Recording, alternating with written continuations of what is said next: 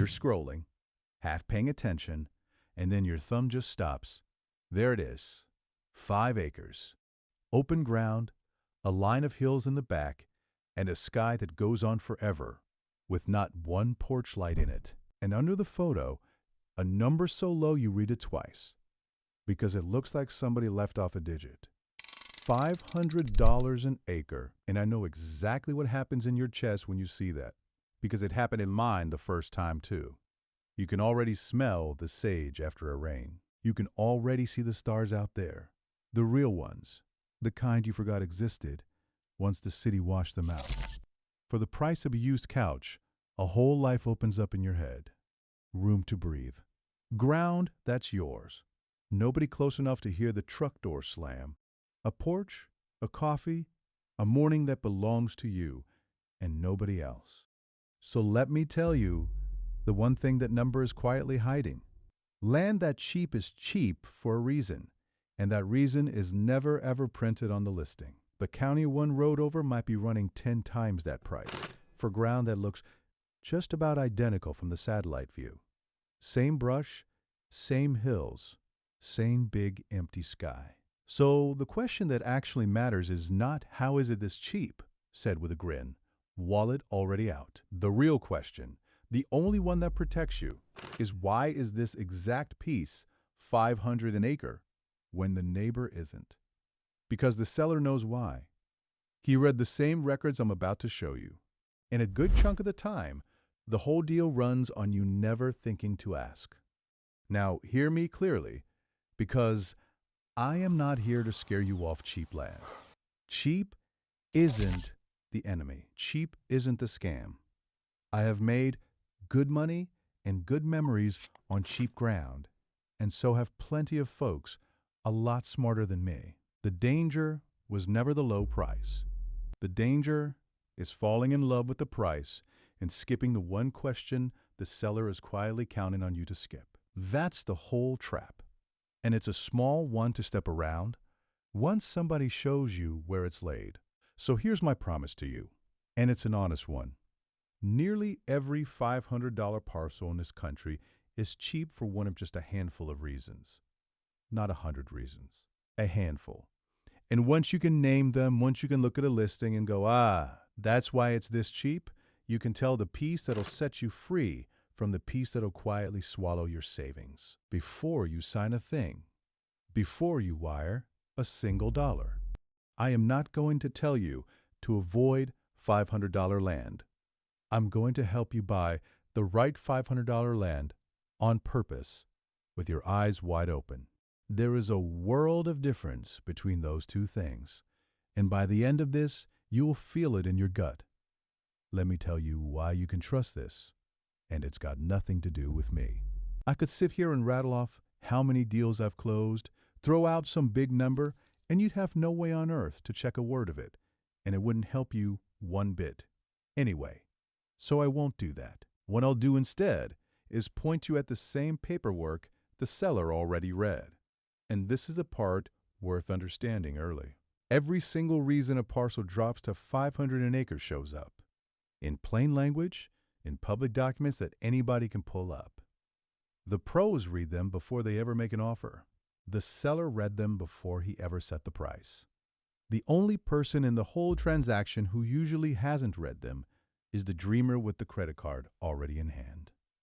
Let me walk you through the records, because these are your eyes. The county keeps a mapping system called the GIS, and it'll show you that parcel outlined in red, with the roads and the boundary lines drawn around it. The recorder's office keeps the plat map, which is the survey that says where the lines truly fall, not where the listing photos suggest they might. Most states keep well logs, the actual drilling records, and those tell you how deep your neighbors had to go to hit water, if they hit it at all. The federal flood maps, the FEMA maps, will color that parcel in and tell you flat out if it sits in a floodway. The soil survey and the perk test tell you whether the ground will take a septic system. The tax roll tells you what's owed on it. The title history tells you what's attached to the deed and what's chained around its neck. And the Department of Agriculture publishes land values every single year, and those numbers put the statewide averages way, way above $500 an acre in every state in the union. Every one.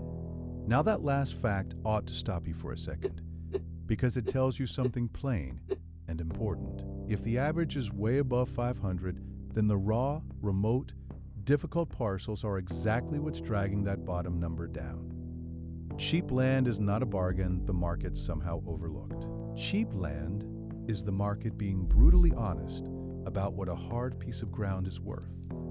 The price is not a mistake. The price is a message. Your job is just to read it. So no, this isn't a hunch, and it isn't a horror story either. It's simply what the record says out loud, if you know where to look. And the person selling you cheap land is under no legal obligation to explain any of it to you. He doesn't have to say a word about why it's this cheap. Very often, the entire business model runs on you not asking. And there's an order to how the careful folks read all this, which is worth stealing. They check access first, because access is the one thing you often cannot fix at any price. And there's no sense loving a piece you can't legally reach. Then they check water, because water is the biggest surprise cost by a mile. Then buildable ground, then the distance math, then the paper. Access, water, ground, distance, paper. If a parcel dies at step 1, they never waste a phone call on step 2. You can run that same checklist from your couch in an afternoon for free, and it will do more to protect your money than any gut feeling ever could. All right, let's walk the reasons. Worst to livable. And I'm going to teach you the why at every step. Not just hang a label on it, because the label alone won't protect you. Understanding will. The first reason, and the one that makes land damn near worthless, is access. Everybody hears access and pictures a road, and on the satellite image, sure enough, there it'll be, a dirt track running right up to the parcel, clear as day. So you figure, great, I can drive to it. I'm all set. But driving to it and having the legal right to reach it are two completely different animals. And that gap right there is where good people lose everything they put in. What you are looking for is called legal access. That's a recorded right, written into the deed, and filed at the county, that says you may cross whatever land lies between you and the nearest public road. If that right exists, it usually takes the form of an easement, and it will be sitting right there in the paperwork for anyone to find. If it does not exist, then what you're looking at is a landlocked parcel. And a landlocked parcel is $500 an acre for a reason. That's almost cruel in how simple it is.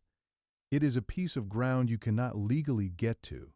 The road you see on the map might run straight across your neighbor's property, and your neighbor is under no obligation, none, to let you set one tire on his dirt. You can own your land free and clear, paid in full, deed in hand, and still not be able to reach your own front gate without trespassing on somebody else.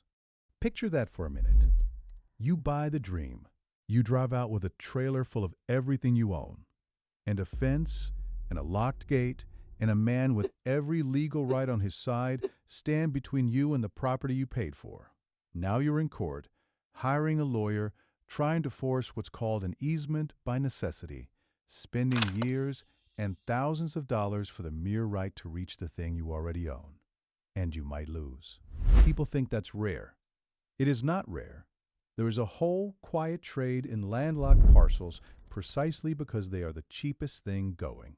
And a buyer who doesn't know to check for the easement will see that low price and that helpful little road on the map and never think to put the two together. And checking it is not hard, which is the maddening part.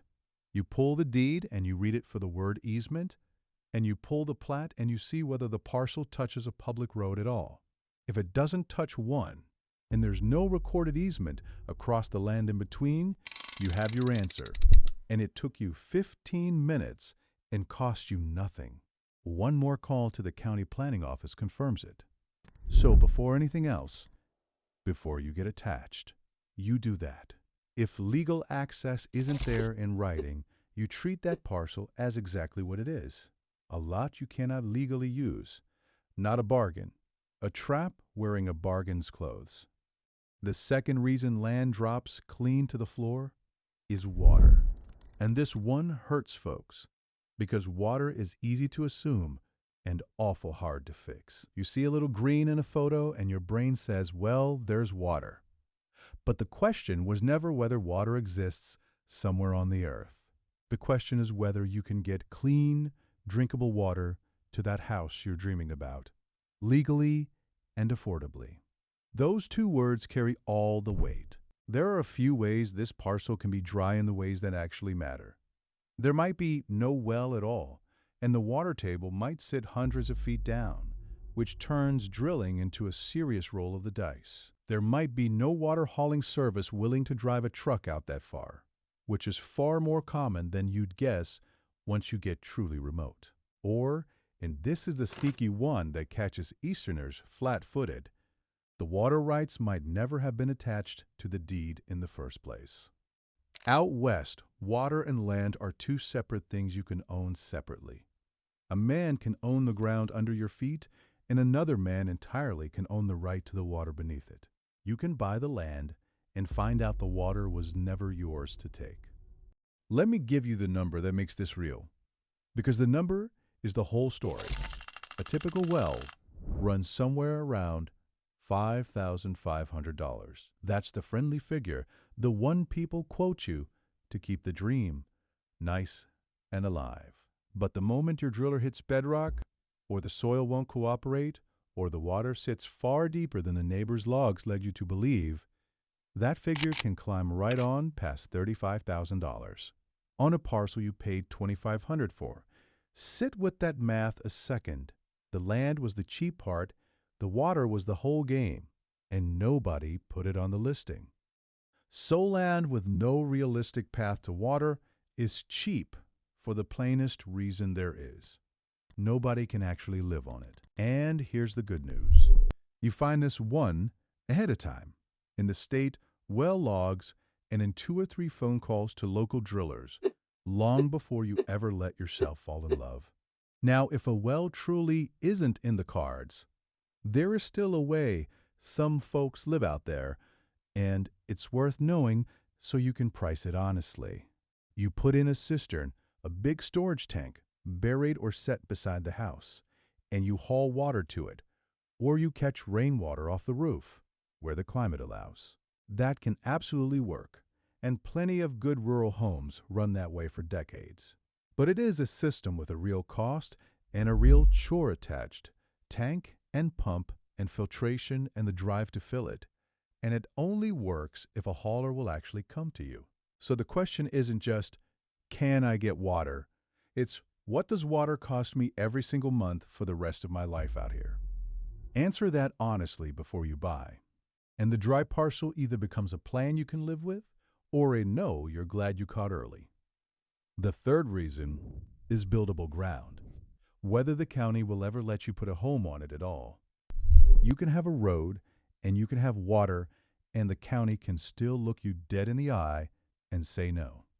There's a test called a perk test, short for percolation, and it tells you whether the soil will absorb the output of a septic system.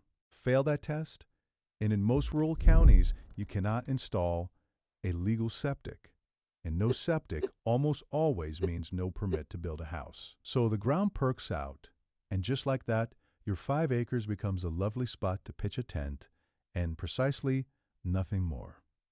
Then there's the flood zone.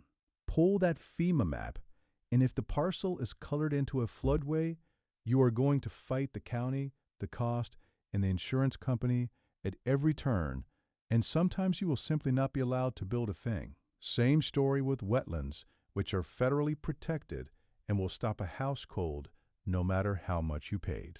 And then there's slope, plain old steepness, ground that looks dramatic and gorgeous in the listing photo, and turns out to be a hillside you cannot get a foundation, a driveway, or a septic field onto. And underneath all of that sits zoning.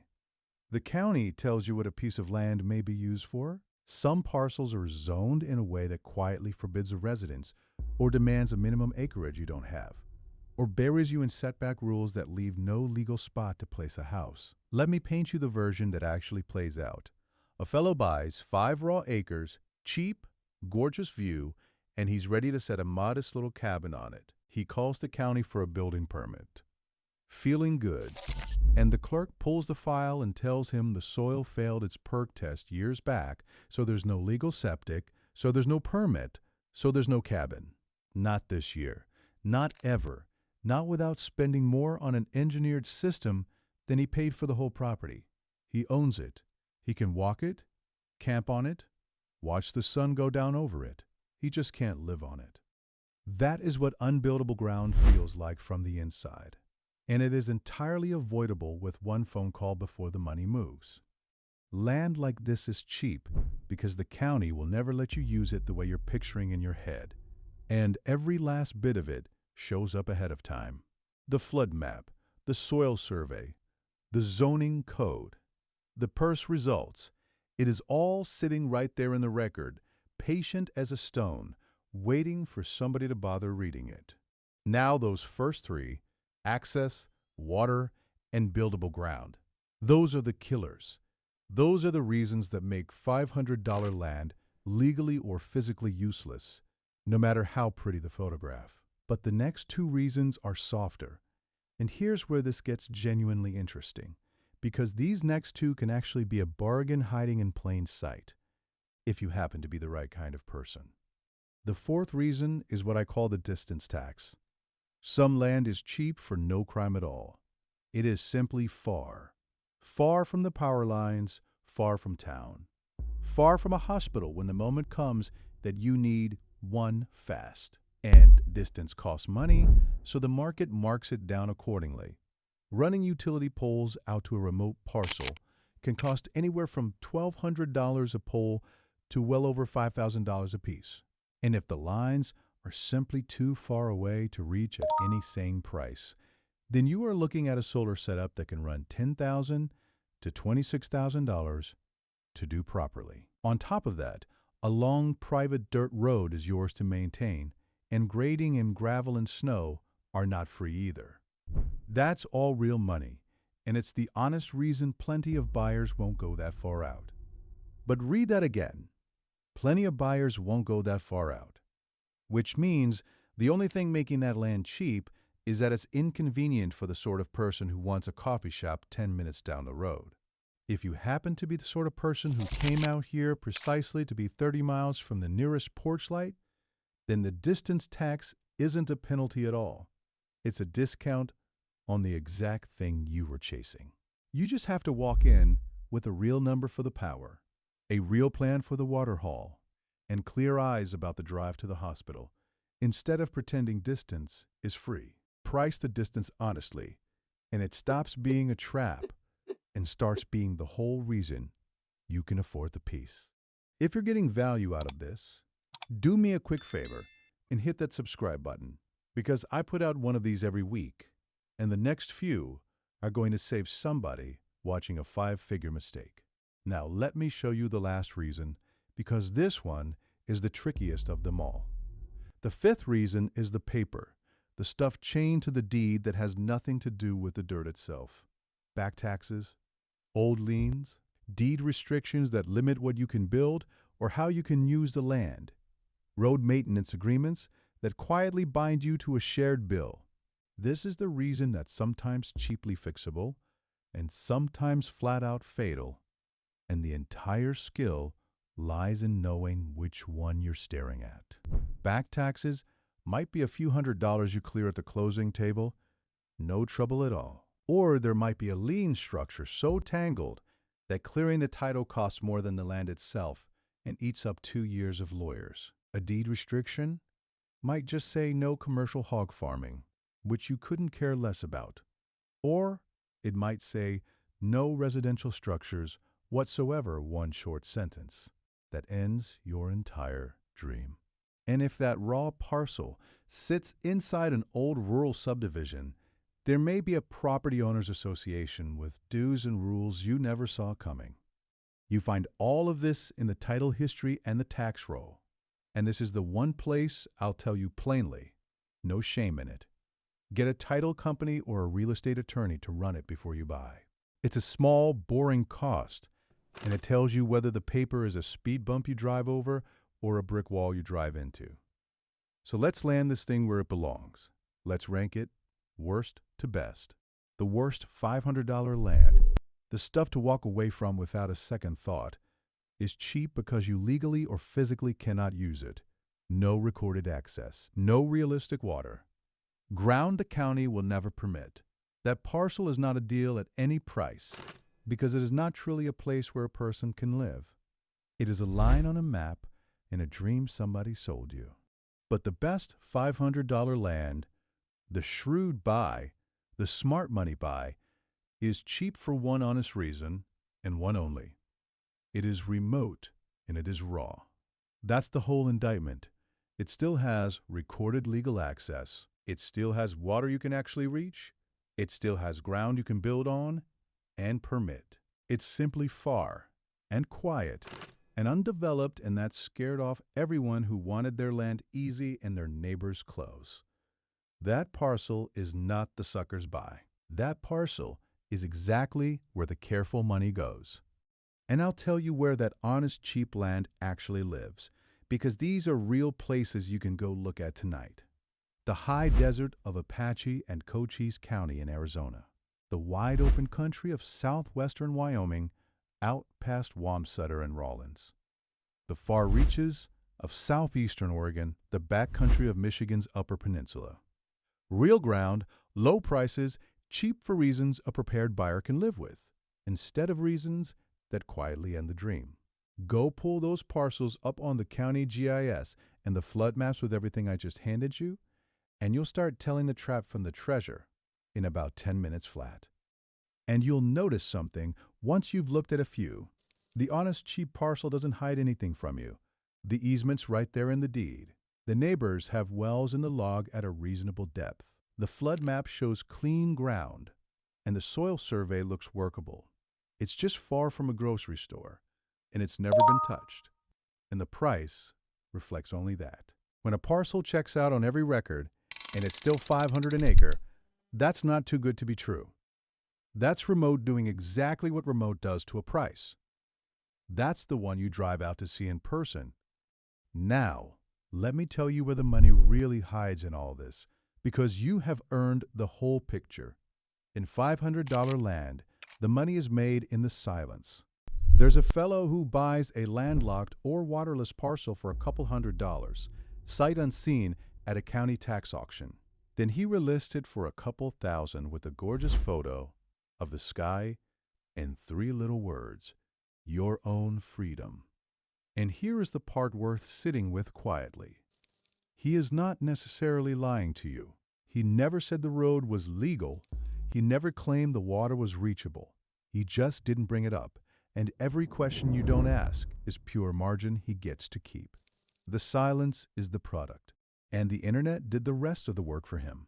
It sold an acre of freedom so hard, so often, in so many pretty little videos with drone shots and soft music, that a whole lot of good people quietly forgot that freedom still comes with a water plan and a road easement. Nobody had to be a villain for this to cost folks their life savings.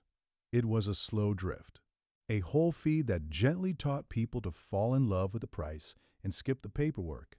So if you got burned once, or you know somebody who did, understand this and let it settle. That person was not a fool. They were simply never handed the questions, never told to pull the plat, read the well logs, check the flood map, run the title, and count the true cost of getting power to the property. That is not a character flaw. That is a gap in the map, and somebody was more than happy to leave it blank. And if you are the one buying to finally retire on your own ground, at 55, at 65, then you especially cannot afford to learn the reason after the deed is recorded. Because here is the quiet truth sitting underneath this entire thing. The right $500 acre, the one that's cheap only because it's far and quiet, is also the exact land a person can grow old on. Reachable, waterable, buildable, peaceful, and at long last, honestly, yours.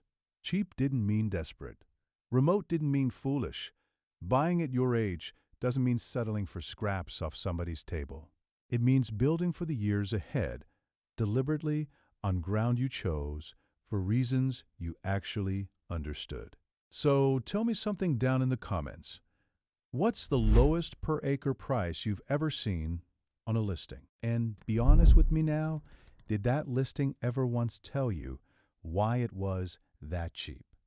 I read these, and the numbers folks share are usually wilder than anything I could dream up on my own. And if this was useful to you. The next one is the one you actually need.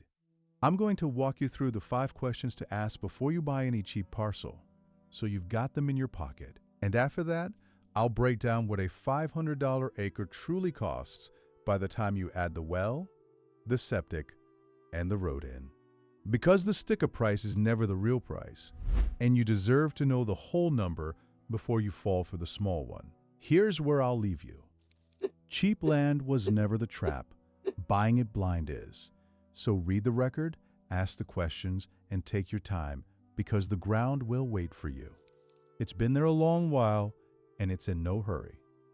And when you finally stand on a piece that's yours, feet in your own dirt, that big open sky overhead, let it be yours for a reason you chose. Not one you found out too late.